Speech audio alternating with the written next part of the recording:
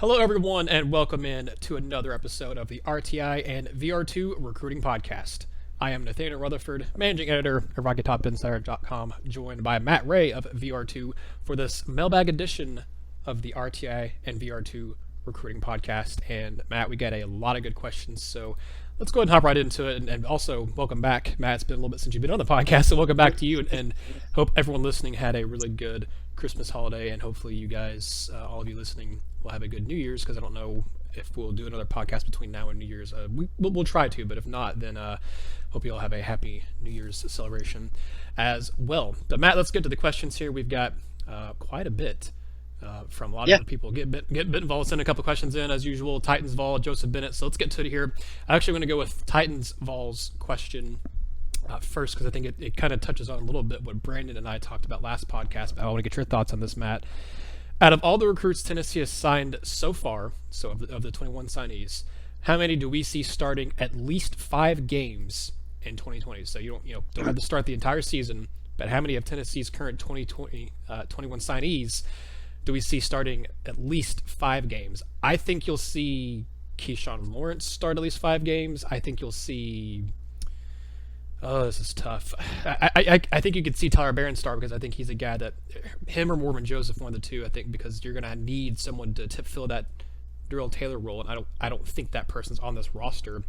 Tennessee didn't have a lot of luck this year outside of Darrell Taylor as a pass rusher, so I think you could see either Tyler Barron or Mormon Joseph do it. Just depends on which one of those guys kind of ends up fitting that mold better and fitting into the outside linebacker role better.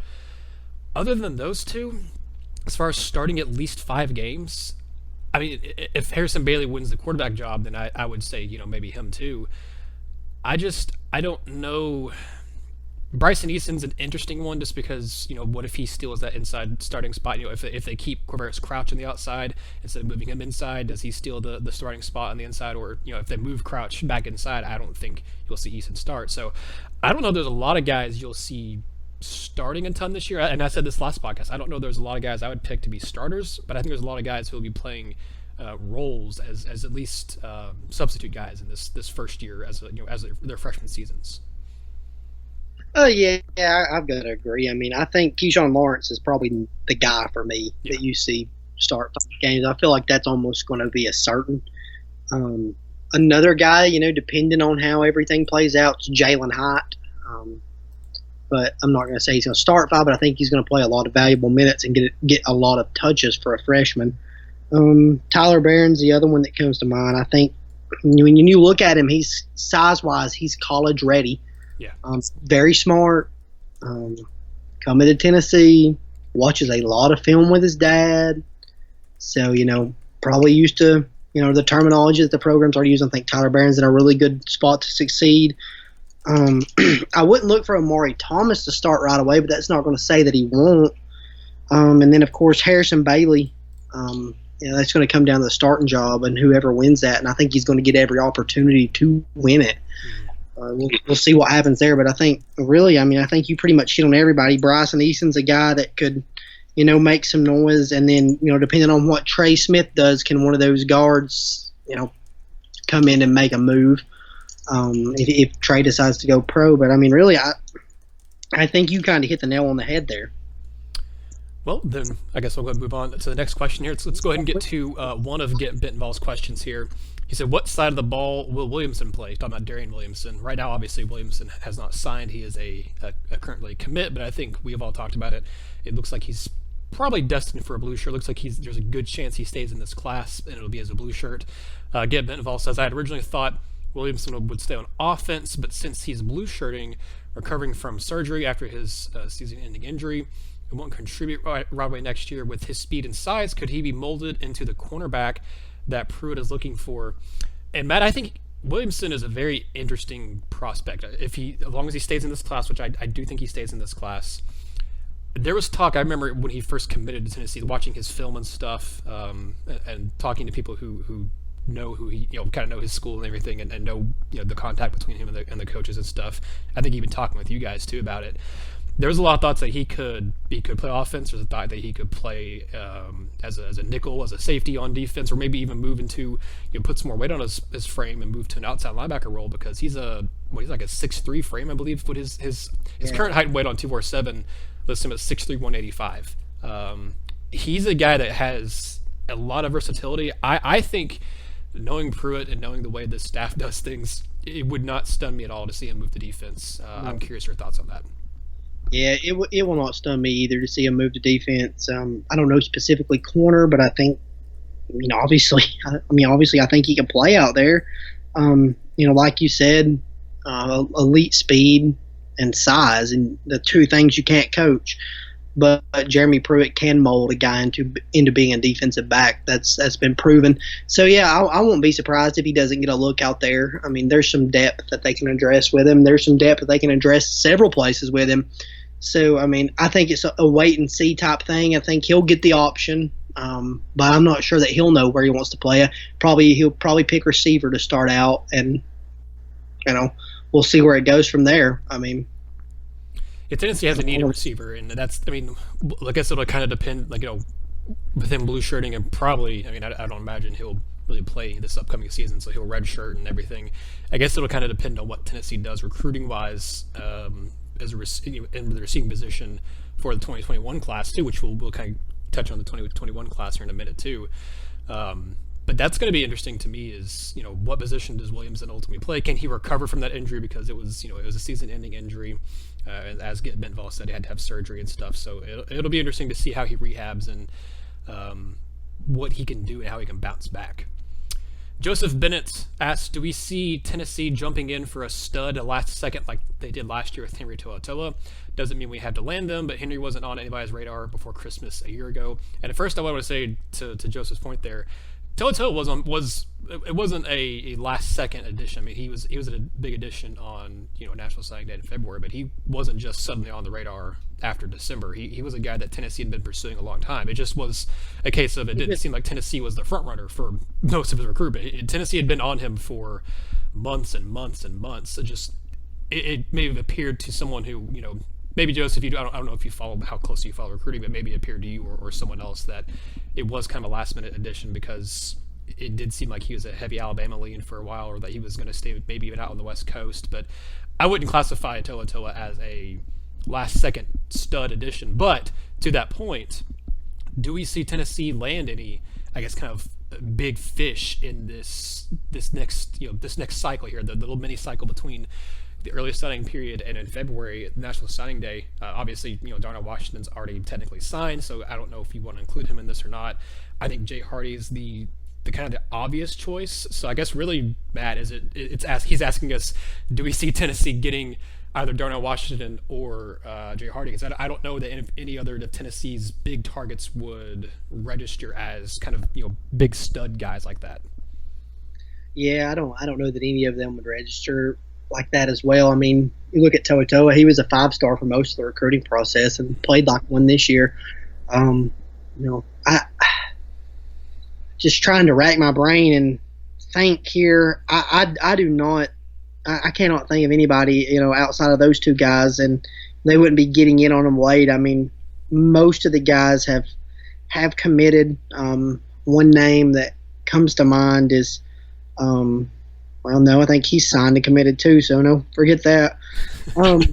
Yeah, I mean, no, I don't think so. I think Tennessee's got a chance to land a couple of studs down the line and guys that they really value. Jay Hardy being the most likely possibility in my mind, but I can't think of anybody else that they can jump in here late and make a big move on. That's about kind of where I am too. I mean, it's really down to Washington and Hardy as your two big additions. I mean, D. Beckwith would be a big addition. He's a borderline 4-star for most recruiting services, but he wouldn't. I wouldn't put him in the same type of mold as a Henry T, for example. No, I mean, I guess I could think of one guy. I mean, Demon Clowney. I think Tennessee's going to kick the tires with Demon Clowney, but I'm not sure that I can't put him in that mold either. Really, I don't know enough about him. I've watched him. I think he's a very good edge rusher. I think Tennessee could have a shot with him moving forward, but I think some other schools are going to get involved there. But yeah, that could be one. That could be a late pop up after Christmas here, and LSU didn't let him sign, kind of pushed him out of the class. Everybody saw Rakim Jarrett's comments about it. So yeah, I mean, I think that's a name. That's a name to watch. That's the one I could think of. Yeah, he's interesting. Like you said, I think Tennessee kicks the tires, and I said as much in my article looking at Tennessee's kind of top remaining targets between now and February. Of course, that'll probably change as, I'm sure Tennessee will send out a couple new offers and things like that. But I mentioned him in there saying I'd imagine Tennessee will at least talk to him and see what's up. But if they don't get him on a visit, then obviously it doesn't matter. But he's kind of a name to watch. Yeah. Speaking of talking about Jay Hardy and stuff, Tennessee Recruiting asks, if we get Jay Hardy, is this the best defensive line class in recent history? You would be adding Jay Hardy along with guys like, I guess technically Tyler Barron's technically a defensive lineman, but Tyler Barron, Dominic Bailey, and then I'm trying to remember who the other defensive lineman. I think Reginald Perry, although he could also move to offensive line potentially too. But Amari Thomas, another defensive lineman. I think aside from that 2015, I think this would be the best one since that 2015 class. And unfortunately, for Tennessee's sake, that 2015 class didn't live up to hype, where you had Kyle Phillips, Shai Tuttle, Khalil McKenzie all in that same class. That was three essentially five-star guys, because the only reason Tuttle fell in the five-star range is because I think he had an injury his senior season of high school. But Phillips and Tuttle were both five-star guys, and then Phillips and McKenzie were both five-star guys, and then Tuttle was a top 100 player. That to me is the best as far as what star power and everything was. That was the best recent haul of guys. But that, whether it was injury, whether it was poor coaching, or whatever it was, those guys obviously didn't pan out as well as you'd hope they would. Now, Kyle Phillips is on an NFL roster, and so is Shai Tuttle, and they're both having better NFL careers so far. Or at least, they're doing better than you expect them to in the NFL, that's for sure. But I do think that this would be a very, very good defensive line class. If Tennessee gets Hardy to go along with Thomas and to go along with Bailey, especially those kind of three guys right there, like I said, technically I guess Tyler Barron too, that would be a very strong haul. That'd be one of the better hauls in the SEC this year, I think. Yeah, I think so too. I mean, that was the class that came to mind for me too when I kind of looked back at it. I mean, you even had Darrell Taylor come in that class, and he was listed as a strong side defensive end. Andrew Butcher was a top 300 guy. So yeah, I mean that class right there is pretty tough to beat. But potential wise and size wise and immediate impact wise, this class right here, it would be pretty tough to go against with any class besides that one, especially star power. Star power wise, that class is going to trump most classes, but this 2019 class is by far would be one of the best ones in recent memory. Yeah, I mean, if you have Hardy and Thomas both in this class, I mean, those are two guys that, as you said earlier, I don't think Thomas would start 5 games like we were asked earlier. I don't think Hardy would either. But those are two guys that you're going to be rotating in and out, I think, quite a bit as true freshmen. And then when you lose, a few of your upperclassmen after this season, I think you can just rely on them to come in as sophomores next year and play quite a bit. So and probably start. So you may not see, I guess, as immediate of an impact from starting and things like that, like you saw with Henry T and whatnot this year. But that doesn't mean that just because you don't have the biggest numbers as a freshman doesn't mean your rest of your career isn't going to pan out and be really good. So I think if they do get Hardy, it'll be the best one since that 2015 class, and then with this coaching staff and everything, I think there's potential for it to obviously be better than those guys, because I think this coaching staff can get a lot more out of them. So we got, I think, 3 different people ask us questions about transfers. Matt Gidbenville asked us a question about transfers. We had RJ Davis ask us a question, and Chris Lane. People mentioning guys like Robert Beal, the outside linebacker from Georgia, Treshawn Harrison, a wide receiver from Florida State, Tariq Black, a Michigan wide receiver transfer. I know you talked, I think I remember seeing you post something about it on the site or on your premium notebooks, Matt. I think you reached out to Beal, is that correct? And asked him about Tennessee contacting him?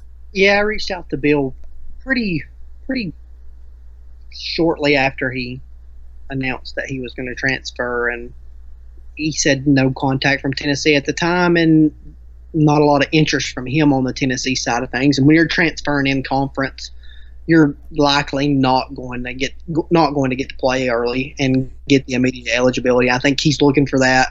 So I haven't reached back out. There's no reason to. I left the door open as I always do for him to reach out if anything did change, and I haven't heard anything. So there's nothing to suggest right now that there's anything going on with Robert Bill, and I'm not sure that Tennessee has any interest either. Yeah, I think that's a fair way to put it. I do think Tennessee, all the names people are throwing out there, I think Tennessee does go after a transfer. I don't know. I just don't think. Go ahead. I don't think that the transfer that they're going to go after is on the market yet. I really don't. Maybe. I mean, maybe they go after Terry Black, but I don't know. I just don't think the transfer that they're going to go after is on the market just yet. I think it's a guy that they need to feel certain they can get immediately eligible, and I do think they will go after somebody, but I don't think that they're there right now. If they do, to me, it's going to be someone on either the offensive line or defensive line, or if there's for some reason a stud linebacker out there, or maybe not a stud, but a linebacker who transfers who they think can come in and play either as a pass rusher or the inside. Yeah. So I think if it's a linebacker, especially if it's an offensive lineman, with the fact that you're probably going to have Trey Smith to go into the NFL, Brandon Kennedy should get that 6th-year eligibility. It's highly likely that he will, but we've seen the NCAA do weird stuff before, so it's not a guarantee. If he loses that appeal, then obviously you're going to be two kind of open spots on the interior line, so I think you would definitely see Tennessee try to go the grad transfer route there, or regular transfer route, or something. But I think Tennessee does add at least one transfer. This past offseason you saw them add 2 with Aubrey Solomon and Angelo Gibbs, and I think you had 2 walk-on guys. You had a guy from Appalachian State who was transferred in, and then you also obviously ended up adding Kasim Hill to the quarterback room. But I think you see Tennessee go for at least one transfer, one transfer player.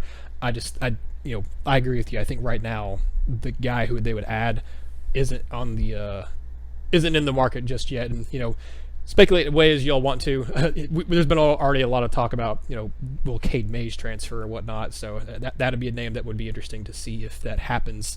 If Cade Mays puts his name in the transfer portal, but what all happens there? We obviously that hasn't happened yet. Don't know if it will happen or not, but that's obviously already been put out there by a lot of people speculating and everything. So we'll see, Matt. That'd be a lot of fun if there ended up being both the Mays brothers coming back to Knoxville and playing on the same team. That'd be a lot of fun. Yeah, it would be very exciting. I think. Talk about I don't even know what you would call that story. Some redemption. I don't know. It would be very interesting. That's something to definitely watch, and I think it'll at least keep people excited for a little while, at least to think about it. Get Mintville asks, we've had other people ask this too, how many people are early enrollees? Harrison Bailey, Jimmy Holiday, and then I know for a fact that Dominic Bailey, the other Bailey, so both Baileys, and then Cooper Mays is also early enrollee. Do you know of any other ones that are scheduled to be early enrollees right now? Right now, I do not know of any. Trying to think. You said Harrison, Dominic, Jimmy Holiday, Cooper Mays. Don't think Keyshawn is. Is any of the Whitehaven kids or any other Memphis kids going to come in early? I don't think so, because they were at one time contemplating signing together in February. I'm not sure that they're going to come in early. They could, but not that I've heard of. There's somebody else out there that is going to come in early, and I can't remember who it is. I know Spraggins has talked about, their pro mentioned Spraggins already, wanting to get the playbook. I don't know if that means he's going to be here early or not, but he's very eager to learn and everything. Eager, yeah. Reginald Perry won't be here till the summer. Now, Danico Slaughter may be here early. Okay. I can't remember from his signing day ceremony. That day was such a whirlwind. I can't remember. I have that wrote down somewhere. I'll find it. But he may be here early. Outside of that, I don't think that there's anybody else that's going to be here early right now. Yeah, it's weird. This class isn't as heavy on early enrollees as others have been, but we do know of at least 4. We'll see if 5 or 6, a couple other ones kind of hop in the boat there, but there should be at least 4 early enrollees for this cycle, and they're pretty important ones. You got your 2 quarterbacks. So Tennessee's quarterback room is going to be all full up here in the spring. It's not going to be you're going to have a guy coming in for the summer. You're going to have everyone who's going to be competing for that quarterback spot all in here in the spring. That's going to be big for guys like Harrison and Jimmy Holiday to get here and get that leg up early and get to go through practices and stuff like that. So that's going to be big for them, big for Dominic Bailey to get learning the defensive playbook and stuff too. And then Cooper Mays, I think it's big for him to come in and get the strength conditioning program at Tennessee, a few months early too for him, especially with him coming back. And we talked about last podcast, he's had that knee injury or that leg injury all season he's been battling through. So getting Tennessee's strength and nutrition program also helping him out is going to be huge for him. Another question here from Darren Weaver on Twitter. We got a couple more here. He said, with all the success that Coach Johnson had at Memphis area and the rest of the staff for that matter, and all the new coaching staffs being put together around college football, do we foresee any coaching changes, and if so, who? I think, I don't really want to speculate on anyone being let go, but I do think you'll see Pruitt make a couple coaching changes. I think Pruitt will do everything he can to hold on to Coach Johnson. I think David Johnson is a guy that really came into his own as a recruiter this cycle for Tennessee. He, this is his first time really ever coaching in the Power 5 ranks, first time really recruiting in the Power 5 ranks. I think what he did in the Memphis area, and he still got a chance to help Tennessee out with some Louisiana guys in this cycle too, with, that are still kind of debating and contemplating where they're wanting to go.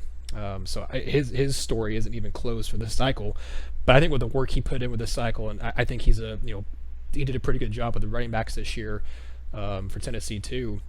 I think they'll do everything they can to lock him down and give him the the raise and stuff that he deserves and needs. But I do think you'll see a couple changes on this staff. I wouldn't put it more than 3.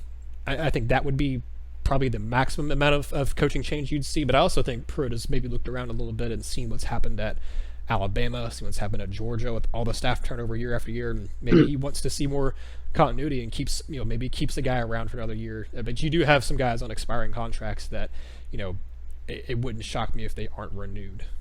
Yeah, no, that's what I think. I think too. I think 3 is probably the max. None would not shock me. I think Coach Johnson, I think Tennessee's going to fight to keep him. And like you said, he came into his own as a recruiter. Really good story with how he recruited so well this cycle. You hear his stories coming out of Memphis when he was out there before, when he coached at Memphis and he coached wide receivers. And he was phenomenal at building relationships and keeping them. You still see his Memphis players today. He's talking to them on Twitter. They're congratulating him on different stuff. Same with guys from Louisiana from the high schools that he coached at down there. Excuse me. But the thing with David Johnson is look at Jabari Small and even the Whitehaven guys. Mm-hmm. When Tennessee didn't view those guys as immediate takes right then, and they didn't make a big push, David Johnson stayed true to those guys, and Jabari Small really talked about it a lot in his commitment interview. Coach Johnson was always there. It wasn't always full on, but Coach Johnson was always constant for those guys, and being able to do that really helped Tennessee keep this class together. And man, they won in Memphis. They went and took back that part of the state, and they're going to have a fight on their hands out there now. It's a really good thing that he did, because Sam Pittman is going to recruit that area heavily. Sam Pittman is going to recruit that area very well. Sam Pittman's a great recruiter. Lane Kiffin's at Ole Miss. He's going to come in. He's going to recruit the area extremely well too. So Tennessee being able to go in there and get a foothold in was huge. I think you've got to pay David Johnson. I think you've got to give him whatever it takes. He's already got the relationships from his time at Memphis, what he did on the recruiting trail, and now he's got players to get in other guys' ears they know of in a very tight-knit community out there. I'm not going to speculate, like you said, on anybody being released or let go, but I think Jeremy Pruitt's going to do what's best for his football program. If there's somebody out there that he wants, then I'm not going to put it past him to go get him. But the one thing with this staff is you look at 2 years and there's really been minimal turnover. I mean, minimal. Yep, you had the offensive coordinator change, which needed to happen, and then you changed. I mean, you brought in Derek Ansley, you brought in T. Martin. I mean, all the changes that happened were upgrades, and you had Kelly leave the staff, who was the defensive backs coach. And actually, I saw the 247 rankings, recruiting rankings, or recruiter rankings, I should say. I was shocked to see Charles Kelly is in the top 10 over there at Alabama. So he's an Alabama recruiter over there really well. And I mean, he wasn't like he was a bad recruiter at Tennessee. That was a big thing that when they lost him, I thought, man, that's going to be a blow, because he is a really good recruiter. He's killing it for Alabama right now. But yeah, like you said, the turnover's been fairly minimal. It's probably a little more than what you would have liked after just 1 year as a head coach, especially kind of the way the offensive coordinator stuff happened. But I mean, it resulted with you getting Jim Chaney. That brought a ton of stability to that spot. I think Derek Ansley is going to be here for a couple seasons at least, and I think Team Martin will be here for a little while too. So you're going to have to fend off some people, like we said, not only with David Johnson, but obviously people are going to be coming after Brian Niedermeyer. I think people will come after Team Martin because, I mean, look at the way Tennessee's wide receiver core this year really stepped it up. People can comment on whatever you want to say about Martin, maybe not living up to expectations on the recruiting trail. He had a hand in bringing in, a guy like Jalen Hyatt, the Tennessee's receiving guys that they have in this cycle. He's been big on building relationships in Alabama as well. I think Martin might be a guy that you'll see his impact a little bit greater in the 2021 cycle in recruiting, but he's going to be coming after. People are coming after him. People are going to come after Ansley. You're going to have Tennessee starting to try to fend off some teams for their coaches, which is nice. That shows that you have a good coaching staff, that people are wanting to poach them.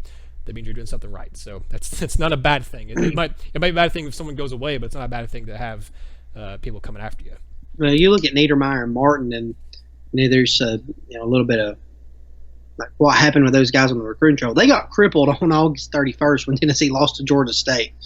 I mean, that's really one of the only ways I know to put it. When Tennessee lost that, man, that knocked a lot of momentum out of what those guys were doing specifically, because they were recruiting the home run targets. They were recruiting the 5-star guys. They were in on Eric Gilbert. They were in on Savell Smalls. Tennessee was really making a push at Eric Gilbert leading up to that Georgia State loss, and then the following BYU loss, and then the momentum kind of slid. I mean, those guys got hit in a hard way by that loss too. That did have a big impact. We talked about it before, but yeah, I mean, I think it's very obvious what those guys can do. Brian Niedermeyer changed the course of B.J. Ojulari's recruitment in less than a week's time. Now, granted, Tennessee still lost him. That shows you the power that he has right there as far as to go in and make a run at these kids and get Tennessee in the picture and how relatable of a guy that he is. So, yeah, I mean, I think you're going to see Tennessee still have to fend off teams for those two guys in the near future. Yep, 100% agree. Last question here is from Southside 615. The top 10 prospects Tennessee wants, in our opinion, and the feedback we've gotten about the 2021 prospects. This is an interesting one, Matt, because, obviously there's going to be a lot of build-up between now and February for the 2020 class and finishing it off. But also because of the early sign-in period and Tennessee already getting in, the bulk of their 2020 signees, you're going to see a lot of focus towards the 2021 kids. We've already seen a lot of guys. I mean, we both retweeted guys who are putting out their top 10s and top 15s and stuff from the 2021 class on Christmas. Tennessee already has 4 commits in the 21 class. 4-star wide receiver Jordan Mosley, 3-star cornerback Jay Jones, 3-star athlete Nate Evans, 3-star running back / athlete Elijah Howard. Howard's going to fly up recruiting rankings. I think you'll end up seeing either Jones or Evans kind of moving up as well. But those are Tennessee's 4 current commits. I haven't had a chance to really sit down and look a whole lot at the 21 class yet because I've just been so focused on the 2020 class. But I know a guy like Dylan Brooks is a big name to watch out for Tennessee. Yeah. There's this in-state crop of guys in the 21 class isn't as deep, I would say, as the 2020 class. But there's still a lot of guys Tennessee is going to focus on. I think Jake Brigham-Stool, who will end up eventually going to Clemson, but Tennessee is going to target him. Hudson Wolf's a guy to keep an eye on. But I'm sure you probably have a better feel beyond the big names than I do for the 21 class. So there's a couple of offensive tackles in Georgia that Tennessee can definitely get their foot in the door with now. Marius Mims is one of them. Tennessee sending him some stuff over the holidays, some graphics, some stuff like that. He initially been a couple of months back, said, these are the teams I'm focusing on. Then, no, I'm not focusing on anybody. I'm going to keep evaluating. So, I think Tennessee can make a relationship there. He's from mid Georgia, kind of. Dylan Brooks, obviously, Tennessee's got him to campus a lot. That's a heavyweight battle. I mean, when you look at it, you got, I think, Georgia that could make a move if they really wanted to. Tennessee, he's got a good relationship with their staff. Auburn, Alabama, he's from right there in Alabama. LSU is on the radar. And I think even Florida has been in pretty heavy contact with him. So, that's another big battle. Back on the offensive tackles, Terrence Ferguson is probably the guy, one of the bigger name guys that they have a really good chance to land from Peach County. Will Friend's already done a great job in that recruitment. They're prioritizing him. He's been to campus a lot. He likes it a lot. I think Tennessee can show him a need, that they'll have an upcoming need, and they'll have a chance to go get him without Sam Pittman at Georgia now. Not to knock Matt Luke, but I think I don't think Georgia's going to get offensive linemen the way that they did before. Another name to watch, Cody Brown out of Parkview. Big running back as far as just overall size, probably only about 6 foot. But, the kid is just massive. He just runs through contact. I think he ran for nearly 250 yards against Marietta. Wow. He's a really impressive back. Tennessee really likes him. Trying to think, and there's a couple. Des Moines Robinson. Trying to look through my notes here. Des Moines Robinson is a guy that they hosted from Maryland. Tennessee's going to hit Maryland hard. He's a pass rusher. They like him a lot. They had him down on a big visit weekend back during the fall. They're going to try to get in on him. Hudson Wolf, I think, is a little bit more of a priority than Jake Brenning, still, believe it or not. But Tennessee likes the bigger frame tight end, and Wolf is actually a very good pass rusher. But Tennessee really likes Hudson Wolf, and I think that they have a really good chance to win that. I think it's the Tennessee and Alabama battle right now. And he's fully experienced in the recruiting process already. Teams really like him. Teams are really trying to pull him in and get a big tight end on board for that 2021 class early. Eli Sutton is, the in-state guy that comes to mind. On the offensive line, a big frame offensive tackle. You pair him up with a Terrence Ferguson or a Marius Mims, you just revamp, you just reload on the offensive line. Trey Curry's a guy that I think Tennessee likes, and then I don't know how much they like him. Then I think Tennessee likes him, and then again I don't know how much they like him. It seems like it comes or goes. He's a guy that can play a lot of different positions. I think it's ultimately going to come down to what he does on some senior tape, but I think Tennessee could go after him.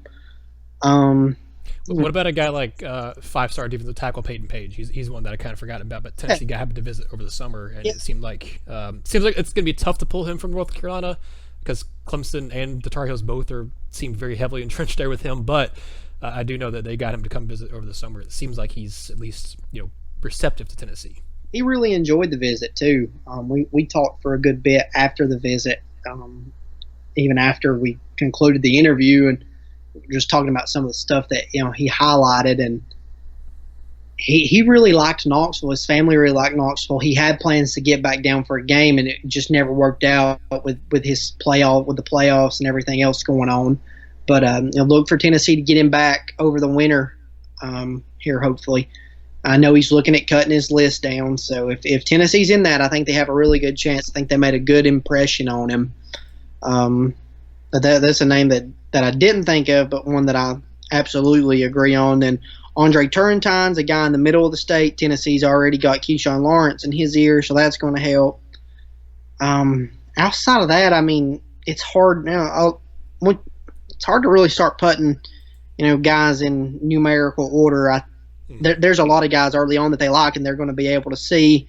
I think getting to a bowl game, showing everything that they did, and being able to get some more TV time is going to bring a lot more guys into the picture than what we saw the last couple of years. So should know when junior days start coming around. If you see guys start sliding up to consistently or more coming into the summer and stuff like that on these visits and coming out of their own pocket, you're going to know that Tennessee's doing a good job and that there's a mutual interest. That's the thing. You're like, you look at some guys and you think, why did Tennessee not recruit them? Well, maybe Tennessee reached out and they never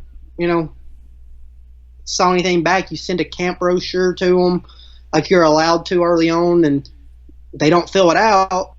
Well, then what do? Maybe they don't like you. Do you waste your time?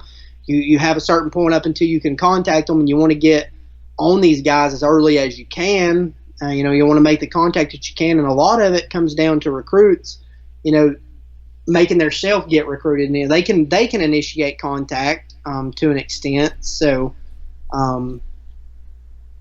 it really comes down to a mutual interest, and I mean that's where you see, and that's what you need to know is, especially coming out of a junior season, where guys, if they have an interest in your program, if they want to learn about your program, or if they just want to come up there, see the place, take the pictures, and go home, and that'll be it. That's where you kind of get stuck. So, where do you allot your time to? So I think after the first couple of junior days, we'll have a pretty good idea of where things stand with some of these top targets in the 2021 class. It's usually pretty quick that big names start emerging. Yeah, like I said, there's a couple already right now, like with Brooks and Page and a few of the in-state guys. But yeah, we won't know kind of the more in-depth guys here until, as you said, after the first couple of junior days, which will be here sooner than we realize. But I think that'll wrap it up here. That's about do it for all the questions we got. That was a good round of questions from you guys. We really appreciate all the questions you guys sent in. We appreciate all the interaction week in, week out that you guys have with us as well. Matt, I know it's kind of the end of the year, and we're in a kind of a dead period in recruiting right now, so obviously, maybe not a ton of recruiting coverage as of yet, and for us on the site too, kind of the same thing. We're doing some end-of-year stuff, looking back at the decade, and you're kind of preparing for the bowl game a little bit, keeping some stuff obviously for basketball too, since that's going on, and we like basketball here at the site, so got all that going on, but I know you guys will still have some stuff between now and the end of the year, but I know January is kind of going to be, we are gearing up for some big stuff since that's when the dead period lifts. What do you have on the site and coming down the wire for VR2 right now? Yeah, kind of like you said, we're looking back at the decade a little bit, just trying to get some things in place for the new year, some different things, trying to get some more, team related stuff here and there as we can. Recruiting wise, the big deal will be camps and junior days kind of starting up. We'll have the All-American games, and we're not going to attend any this year. Just we got credentialed to the Under Armour game, but we're not going to make the trip. We're going to enjoy a quick little break here and go back to work on about the 4th of January with a lot of big plans. Going to start a school tour up. Dale Dowden and myself are going probably to hit about 55 or 60 schools in about a week span. Wow. So that'll be coming down the pipe, hopefully late January on that. After some junior days start, coming around, everything starts coming around. So we'll have that coming up. We'll have camp starting to come up. Man, some basketball stuff coming up. There's some big tournaments coming around. Omari Thomas's team at Briarcrest, where 5-star guard Kennedy Chandler plays, has some stuff coming up.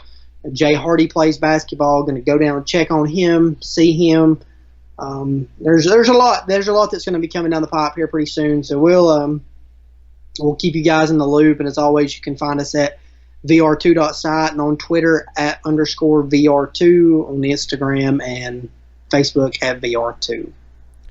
Yep, that's where you can find all of them. You can find us at RockyTopInsider.com or Rocky Top Insider on Twitter, Facebook, Instagram, and YouTube. And YouTube's also a lot of how a lot of you listen to the podcast and interact with us there. So we appreciate that a whole lot. Subscribe to us there. Follow us on all the other sites and like us on Facebook. You can check out our site. We'll have stuff, like I said, bowl coverage coming up. We already have a statistical comparison of Tennessee and Indiana on the site. We'll have some stuff, hopefully, with some interviews with some beat reporters for Indiana to talk about what should Vol fans expect from the Hoosiers. Continuous basketball coverage will be, we should have someone at the Wisconsin game over the weekend, so that'll be fun. We'll keep you up to date on everything going on with Tennessee athletics. RockyTopInsider.com. Signing off for Matt, I'm Nathaniel. This has been another episode of the RTI and VR2 Recruiting Podcast.